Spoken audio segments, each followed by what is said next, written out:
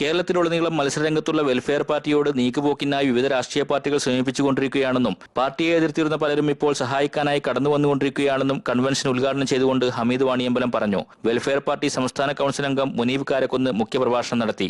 ജാതീയ സാമുദായിക വർഗീയ ചിന്തകൾക്ക് അതീതമായ മെക്കാനിസമാണ് വെൽഫെയർ പാർട്ടിക്കുള്ളതെന്നും മഹാത്മാഗാന്ധി സ്വപ്നം കണ്ട ഗ്രാമസ്വരാജ് പൂർണ്ണമായി പുലരുന്ന തദ്ദേശ സ്വയംഭരണ സ്ഥാപനങ്ങളാണ് പാർട്ടിയുടെ ലക്ഷ്യമെന്നും അദ്ദേഹം പറഞ്ഞു. ഇവിടെയുള്ള സംഘപരിവാർ ശക്തികൾ സൃഷ്ടിക്കാൻ ആഗ്രഹിക്കുന്ന ജാതീയമായ വർഗീയമായ ചേരുവിതിരുകളുള്ള ഗ്രാമങ്ങൾക്ക് പകരം വർഗീയമായ ജാതീയമായ ചിന്തകൾക്ക് അതീതമായി സൗഹൃദപരമായി ജനങ്ങൾ സൗഹൃദത്തോടുകൂടി അവർക്ക് വരുന്ന പ്രശ്നങ്ങൾ നേരിടാൻ ഒരുമിച്ച് നിൽക്കുന്ന, അവരുടെ പ്രശ്നങ്ങൾക്ക് പരിഹാരം കാണാൻ ഒരുമിച്ച് നിൽക്കുന്ന പഞ്ചായത്ത്, അതാണ് വെൽഫെയർ പാർട്ടി ആഗ്രഹിക്കുന്ന പഞ്ചായത്ത്.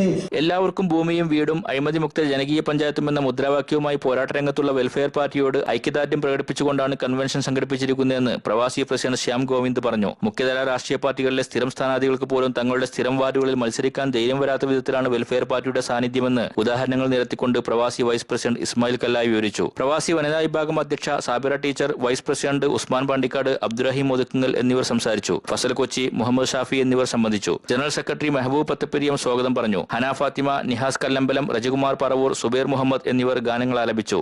Sadiq Ali Thuvur, media 1, Jeddah.